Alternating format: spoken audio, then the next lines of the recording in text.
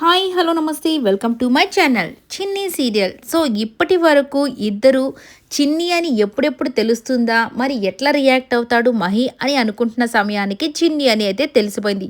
మరి చిన్ని అని తెలిసిపోయిన తర్వాత వీళ్ళ ఎడబాటు ఎలా ఉండబోతుంది, అసలు ఏం జరగబోతుంది, వీళ్ళు ఎలా మళ్ళీ కలుస్తారు, వీటన్నిటి గురించి అయితే ముందు ముందు ఎపిసోడ్స్లో జరగబోతుంది. మరి ఈరోజు ఏం జరిగిందో, అసలు వీళ్ళిద్దరిని కలపాలని ప్రయత్నం చేసింది ఎవరు, ఆ ప్రయత్నం కాస్త ఫలించిందా లేకపోతే వికటించిందా, ఇవన్నీ అయితే ఈరోజు చూసేద్దాం. ఇక మన చిన్ని అయితే బయట వాళ్ళు మాట్లాడిన మాటలకి చాలా బాధపడి లోపలికి ఇంట్లోపలికి వచ్చేసి ఆ పెళ్ళికొడుకు బొమ్మ పట్టుకొని, మహి ఎందుకు మహి నువ్వు ఇలా చేస్తున్నావు, నిజంగా నాకు ఈరోజు చాలా బాధ అనిపించింది. ఇప్పటి వరకు ఎంతోమంది ఏదైనా మాట్లాడినా నేను వాళ్ళకి సమాధానం చెప్పాను. కానీ ఇక ఏ అందరూ కలిసి నన్ను నువ్వు నేను విడిపోయాము అని చెప్పి మాట్లాడుకుంటూ ఉంటే బయట వాళ్ళకి సమాధానం చెప్పుకోగలుగుతున్నాను. కానీ నాకు నేను సమాధానం చెప్పుకోలేకపోతున్నాను. నాకు చాలా బాధగా అనిపిస్తుంది. సో ఎందుకు మనం ఇట్లా విడిపోయాము, సో మనం కలిసి ఉంటేనే అందరికీ మనము ఆదర్శంగా ఉంటాం. కానీ ఇట్లా విడిపోతే ప్రతి ఒక్కరు నోటికొచ్చినట్లల్లా ఏదో ఒకటి మాట్లాడుతూనే ఉంటారు.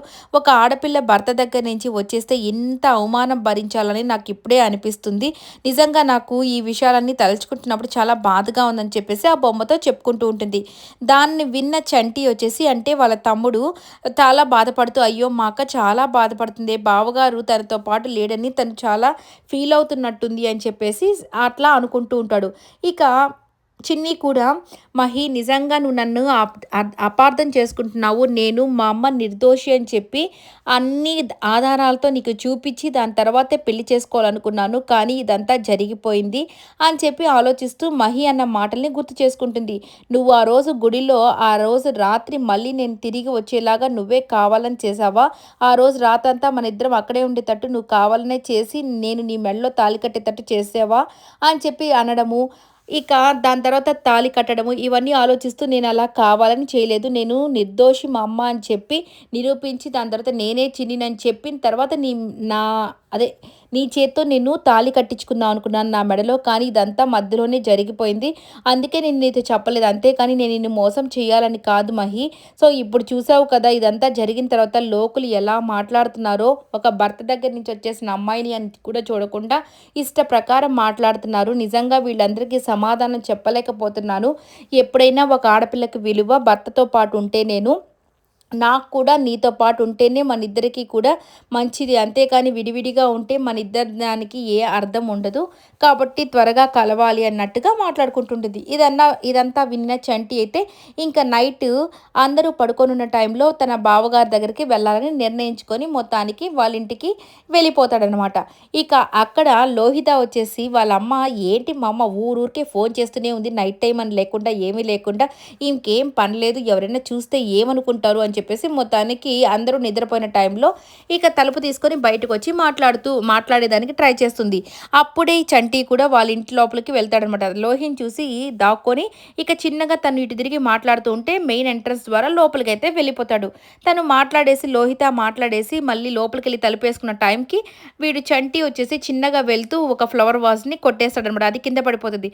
ఇక ఈ అమ్మాయి అయితే ఎవరినని చూడదు కానీ మొత్తానికి ఎవరో వచ్చారు ఇంట్లోపలికని దొంగ దొంగ అని పెద్దగా అరవడం స్టార్ట్ చేసేసరికి ఇంటిల్లిపాది వచ్చేస్తారు. చంటి అయితే ఆ చీరల వెనకాల దాక్కొని ఉంటే, దొంగొచ్చాడు ఆంటీ ఎవరోను, వాడిని చూసి నేను కూడా శబ్దం విని పైకి లేసి వచ్చానని చెప్పి అబద్ధం చెప్తుంది. ఆ అబద్ధం చెప్పడంలో లోహి చాలా మొదటే ఉంటుంది కాబట్టి ఇట్లాంటి భలే చేసేస్తుందిలేండి. ఇక మొత్తానికి సరే అని చెప్పి నాగవల్లి వచ్చేసి, రే ఎవర్రా రండిరా బయటికి అని చెప్పేసి గట్టిగా అరిచిన వెంటనే వీడు భయపడుతూ బయటకు వస్తాడనమాట. ఏంట్రా దొంగ మొహమోడా, నువ్వు మా ఇంట్లోకి వచ్చావు, నీకు తెలుసా ఇది అసలు ఎవరిల్లు అనుకుంటున్నావు అని చెప్పేసి అంటూ ఉండగానే, నేను దొంగని కాదమ్మగారు, నేను మా అక్క కోసం వచ్చాను, మా బావగారితో మాట్లాడదామని వచ్చానండి అని చెప్పి అంటూ ఉంటాడనమాట. మీ బావగారా, ఎవడరా నువ్వు అసలుకి, అయినా నువ్వు ఇక్కడికి ఏం చేయడానికి వచ్చావు అంటే, మీ బావగారు ఎవడంటే, ఇదిగో చంటియే మా బావగారు కదండి, మా అక్క చాలా బాధపడుతుంది బావగారు, మీరు ఖచ్చితంగా వచ్చి మా అక్కని తీసుకుని వెళ్ళండి, అందరూ మా అక్కని నానా మాటలు అంటూ ఉన్నారు, మా అక్క చాలా బాధపడుతుంది, అందుకే మీతో మాట్లాడదామని వచ్చానండి అని చెప్పి చెప్తుంటాడనమాట.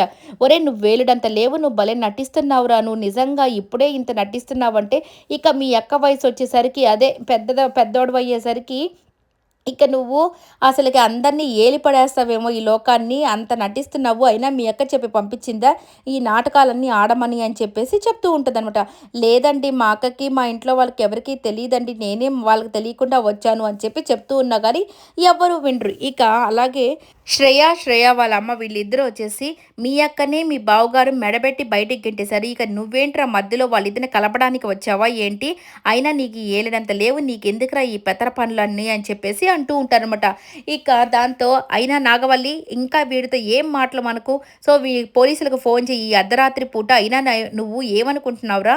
ఇదేమన్నా కూరగాయల మార్కెట్ అంటున్నావా? ఎప్పుడంటే అప్పుడు ఇంట్లోకి వచ్చేదానికి ఇది ఒక ఎంపీ ఇల్లని కూడా నీకు తెలీదా ఏంటి? ఊరికే వచ్చేసావు అని చెప్పేసి నాగవల్లి పోలీసులకు ఫోన్ చేయి వీడిని పట్టుకోపోతారని చెప్పగానే ఇక బావగారు ప్లీజ్ బావగారు నన్ను పట్టించకండి బావగారు. నేను ఏ దొంగతనానికి రాలేదు. నేను నిజంగానే మీతో మాట్లాడదామనే వచ్చాను అని చెప్పి చెప్తారనమాట. ఇక మహి వచ్చేసి మమ్మీ ప్లీజ్ మమ్మీ ఫోన్లు చేయబాకండి పోలీసులకి. ఇది మన ఇంట్లోనే తేల్చుకోవాల్సిన విషయము. అంతేకాని బయట వాళ్ళకి చెప్పాల్సిన అవసరం లేదు. అయినా వాడికి చూడండి ఎంత భయపడుతున్నాడో. వాడు ఎంత చిన్న పిల్లోడే కదా. అర్ధరాత్రి పూట ఒక ఇంట్లోకి రావడం తప్పే అని తెలిసినా తప్పు అని తెలియకుండానే తన ఇంట్లోకి అడుగుపెట్టాడు. అంటే వాడు ఎంత అమాయకుడో ఆలోచించండి. అలాంటి వాడిని పోలీసులకు పట్టించి అనవసరంగా వాడి జీవితాన్ని నాశనం చేయబాకండి ప్లీజ్ మమ్మీ అని చెప్పగానే ఇక కామ్గా అయిపోతారు. పదా నువ్వు వదిలిపెట్టేసి వస్తానని కానీ ఎక్కడికి వెళ్తున్నావు అని చెప్పేసి దేవా అడుగుతాడు. అదేంటి డాడీ అలా అంటున్నావు? చిన్నపిల్లోడు కదా వాడు మళ్ళీ ఎలా వెళ్తాడు వాళ్ళ ఇంటికి అర్ధరాత్రి అని చెప్పగానే ఇక లోహిత వచ్చేసి అంటే అన్నానంటారు కానీ ఒక్కడే వచ్చిన వాడు ఒక్కడే వెళ్ళలేరంటారా అని అంటదనమాట. అవును వాడు ఒక్కడే వచ్చాడు కానీ మనం ఎలా వదిలిపెడతాం వాడిని ఒక్కడిని ఇంత అర్ధరాత్రి పూట నేను వెళ్ళి వదిలిపెట్టేసి వస్తాననగాని ఇక డ్రైవర్ని ఇచ్చి పంపించిన అన్న నువ్వెందుకు వెళ్ళడం అని నాగవల్లి అంటుంది. లేదులే మమ్మీ నేనే వదిలిపెట్టేసి వస్తానని చెప్పేసి ఇక తీసుకుని వెళ్తాడు. ఇక వీళ్ళందరూ కోపం వస్తుంది. వీడు ఏంటి మళ్ళీ వాళ్ళ ఇంటికి వెళ్తున్నాడు అన్నట్టుగా.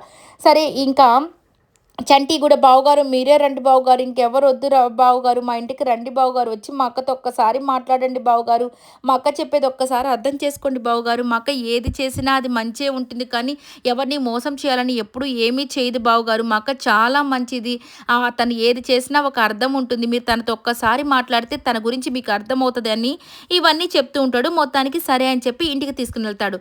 ఇక తలుపు దిగానే మహీన్ చూడగానే ఇక చిన్ని అయితే నవ్వుకుంటూ ఏంటి మహి నువ్వు నా కోసం వచ్చావా ఇంత అర్ధరాత్రి రా రా రా అని చెప్పేసి లోపలికి అంటూ ఉంటే ఇక వెనకాల నుంచి చంటిని తీస్తాడనమాట. వాడు తలదించుకొని ఉంటే నువ్వెందుకు చంటి తలదించుకొని ఉన్నావు?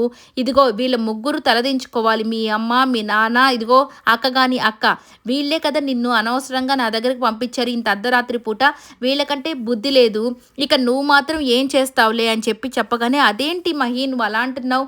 చంటిని మేము ఎక్కడికి పంపించలేదంటే ఏంటి నేను నమ్మాలా ఇది ఒక కొత్త నాటకం చేస్తున్నావా? నీకు నాటకాలు ఆడడం బాగా అలవాటులే చిన్ని. అయినా కానీ చిన్నపిల్లోడని తెలియకుండా వాడిని ఎందుకు అనవసరంగా మీ నాటకాలతో వాళ్ళని కన్ఫ్యూజ్ చేస్తున్నారు. నువ్వేదో ఏడుస్తూ ఉండేవంటే నీకోసం అని చెప్పి చంటి మా ఇంటికి వచ్చాడు. ఇక మా ఇంటికి వచ్చిన వాళ్ళంతా ఇక వాడు మా ఇంట్లోకి అడుగు పెట్టేసరికి మా అమ్మ వాళ్ళంతా వాడిని దొంగ అని చెప్పేసి వాడి మీద నేరం మోపారు. ఇక వాడిని తీసుకుపోయి జైల్లో వేసుంటే వాడి భవిష్యత్తు ఏమైండేది? నీ వల్ల వాడి భవిష్యత్ అంతా పాడైపోయిండేది కదా. అయినా నీకు బుద్ధి లేదా? ఎప్పుడు ఏం చేయాలనేది ఎప్పుడు నీ స్వార్థం కోసమే ఆలోచిస్తూ ఉంటావా? వాడు చిన్నపిల్లోడు వాడితో ఏం మాట్లాడాలి ఏం మాట్లాడకూడదు అనేది కూడా తెలియదా అని చెప్పేసి తిడుతూ ఉంటాడు. ఇక చంటి వచ్చేసి ప్లీజ్ బావు గారు నిజంగానే మా అక్కకి మా అమ్మ వాళ్ళకి ఏమీ తెలీదు నేనే వచ్చాను అని చెప్తూ ఉంటాడు. ఇక అయినా కానీ వీడు వినిపించుకోడు అనమాట. మహి మాత్రం నిజంగానే నీకేం తెలియదులే చంటి వీళ్ళ వేషాలన్నీ వీళ్ళు ఒకరికి మించిన వాళ్ళు ఒకరి మీద ఒకరు అబద్ధాలు చెప్పుకుంటూ వీళ్ళ జీవితాన్ని ఇలా గడుపుతున్నారు. వాళ్ళ మాటలు నమ్మి నువ్వు ఇంకెప్పుడు ఇలాంటి పనులు చేయకు అని చెప్తాడనమాట. అయినా నీకు ఇది లాస్ట్ వార్నింగ్ చిన్ని చెప్తున్నాను. ఇక మీ అమ్మ చేసిన నేరాలు అవన్నిటినీ కూడా నేను మనసులో పెట్టుకొని ఓకే ఏదో ఒక రోజు నువ్వు కానీ నిజంగానే ఆ తప్పులన్నీ ఒప్పుకొని మా అమ్మ చేసిందని చెప్పి ఒప్పుకొని నువ్వు కూడా చేసిన తప్పులన్నింటినీ ఒప్పుకొని ఉంటే నేను ఏదో ఒక రోజు క్షమించేదాన్ని. కానీ నువ్వు చేస్తున్న పనులు చూస్తుంటే నాకు నేను క్షమించాలని కూడా లేదు. అయినా తప్పు చేసిన వాళ్ళు ఎక్కడైనా నోరు మూసుకొని ఇంట్లో కూర్చొని కామ్గా ఉండాలి. అంతేగాని ఇలాంటి పనులు చేస్తే ఇంకా కోపం ఎక్కువ అవుతుంది కానీ తగ్గిపోదు. ఆ విషయాన్ని గుర్తుపెట్టుకొని మీ ఇంట్లో వాళ్ళు నడుచుకోండి. ఇంకొకసారి నేను కానీ ఇదంతా కానీ చూశానంటే మాత్రం అస్సలు ఊరుకునేది లేదు అని చెప్పేసి వార్నింగ్ ఇస్తాడనమాట. వార్నింగ్ ఇచ్చేసి అక్కడి నుంచి వెళ్ళిపోతాడు. ఇక చంటి వచ్చేసి సారీ అక్క నేను నీకోసం నీ బాధను చూడలేక వెళ్ళి బావగారు బావగారితో మాట్లాడదాం అనుకున్నాను. అంతే అది కాస్త ఇలా అయిపోయిందని చెప్పి నన్ను క్షమించు అని చెప్పగానే, అదేం లేదులే చంటి, కొన్నిసార్లు మంచికి వెళితే చెడెదురొస్తున్నట్టు కొన్నిసార్లు ఇలాగే జరుగుతూ ఉంటుంది. నువ్వేమి బాధపడకు, నేను చేస్తానులే, ఏదో ఒకటి చేసి సరిచేస్తాను అంతటిని అని చెప్పేసి వాళ్ళ అక్క అంటూ ఉంటుందనమాట. ఇక మహి వెళ్ళే ముందు, మీరు అసలు తల్లిదండ్రులుగా మీరు కూడా అసలుకి నా దృష్టిలో ఎప్పుడో దిగజారిపోయారు. సో తను మీ కూతురు కాదు, అసలు జరిగిన విషయాలని మీరు నాతో కానీ చెప్పునుంటే నిజంగా నాకు మీ మీద గౌరవం ఉండేది. మీరు కూడా తనతో పాటు కలిసి నన్ను మోసం చేశారు కాబట్టి నా దృష్టిలో మీరు కూడా ఇక మంచి వాళ్ళే కాదు, మీరంతా ఫ్రాడ్లే అన్నట్టుగా వాళ్ళని కూడా తిట్టేసి వెళ్ళిపోతాడనమాట. ఇక సరే ఉదయాన్నే లేసేసరికి ఇక మన మహి అయితే జాగింగ్ చేసేసి అలా కూర్చొని ఉండగానే చిన్ని వచ్చేసి అక్కడికి మిల్క్ షేక్ తీసుకొని వస్తుందనమాట. Sorry, protein shake. ఆ బాటిల్ని ఇస్తూ ఉంటుంది. ఎవరబ్బా ఈ చెయ్యి అని చెప్పి చూడగానే మళ్ళీ అక్కడికి చిన్ని ఎదురవుతుంది. ఏయ్ ఏంటిది అని చెప్పగానే, ఇది ప్రోటీన్ షేక్ అండి, ఇప్పుడు దాకా షేక్ అయిపోయేలాగా జాగింగ్ చేసేసి వచ్చారు కదా, అందుకే ఈ ప్రోటీన్ షేక్ తాగుతారని తీసుకొచ్చానంటే, నువ్వెవరే తీసుకొచ్చేదానికి, అయినా నువ్వెందుకు వచ్చావు అనగాని, నేను నీ భార్యని కాబట్టి నేనే తీసుకొని వచ్చాను. అయినా ఏదన్నా భర్త కష్టపడుతుంటే ఇంకెవరు ఆలోచిస్తారు వాళ్ళ గురించి, ఇక భార్యలే కదా ఆలోచిస్తారు, అందుకే నీకు శక్తి కోసం ఈ ప్రోటీన్ షేక్ తీసుకొచ్చానని చెప్పి చెప్పగానే, అయినా నువ్వెందుకే నాకు ఇవ్వడం, నాకు అవసరం లేదంటే, తాగండి ఎందుకు తాగరు మీరు, అయినా కానీ నేను నీ భార్యని కదా, నేను ఆలోచించకపోతే ఇంకెవరు ఆలోచిస్తారు, అయినా నేను ఇంట్లో నుంచి వచ్చేసాను కాబట్టి నువ్వు తిన్నావా లేదా, నీకేం అవసరమో ఇవన్నీ చూసుకునేది నేను మాత్రమే కదా, ఇంకా మీ ఇంట్లో ఎవరైనా నిన్ను అడుగుతారా, ఇవన్నీ అడగరు కదా, ప్లీజ్ తీసుకొని తాగండి, మీకు శక్తి వస్తుంది, దాని తర్వాత కావాలంటే తిడుదూరు అని చెప్పేసి అంటూ ఉంటాడనమాట. ఇక తనను అలాగే చూస్తుంటే, నన్ను చూసింది చాలే, నా మీద ప్రేమ ఎక్కువైపోయి నేను అందంగా ఉన్నానని అలాగే చూస్తున్నారు కదా, అయినా ఇవన్నీ తర్వాత చూద్దురు, ఫస్ట్ తాగండి అన్నట్టుగా తనని చికాకు పెట్టేస్తూ ఉంటుందన్నమాట. ఇక తనేమో తాగను అని, తాగుతావా లేదా, నేను నీ భారీగా చెప్తున్నాను తాగు అని చెప్పి చెప్తూ ఉంటుంది. అక్కడికి ఇద్దరు పెద్దవాళ్ళు అయితే వచ్చి చూస్తూ ఉంటారు వీళ్ళిద్దరి మాటలన్నిటినీ. రేపు ఆ ముసలి వాళ్ళిద్దరూ చెప్తారేమో, అసలు నీ భార్య ఎంత మంచిది, లేకపోతే తనని ఎందుకు ఇబ్బంది పెడుతున్నావు, ఇవన్నీ మంచి మాటలు చెప్పి మారుస్తారేమో చూడాల్సి ఉంది. ఆ మాటల కన్నా మనం మహి మారి మళ్ళీ చిన్నిని దగ్గరకు చేర్చుకుంటాడా లేదా అనేది. అయినా మహిలో మార్పు రావాలంటే అంత తొందరగా అయితే రాదు కదా. సో ఎవరు ఎన్ని మాటలు చెప్పినా కొన్నిసార్లు ప్రేమ అనేది లోపల ఉన్నా తను మోసం చేసిందనే భావం తన మైండ్లో అలాగే ఫిక్స్ అయిపోయింది కాబట్టి కొద్ది రోజులు ఇలాగే వీళ్ళిద్దరి చికాకులు పరాకులు అందరం భరించాల్సింది. దాని తర్వాత చిన్ని ఎలాగైనా వాళ్ళ అమ్మ నిర్దోషని నిరూపించుకుంటుంది. చూద్దాం ఏం జరగబోతుంది అనేది. ఐ హోప్ ఈ వీడియో మీకు నచ్చినట్టయితే లైక్ చేయండి, షేర్ చేయండి, కమెంట్ చేయండి, సబ్స్క్రైబ్ చేసుకోవడం మర్చిపోకండి.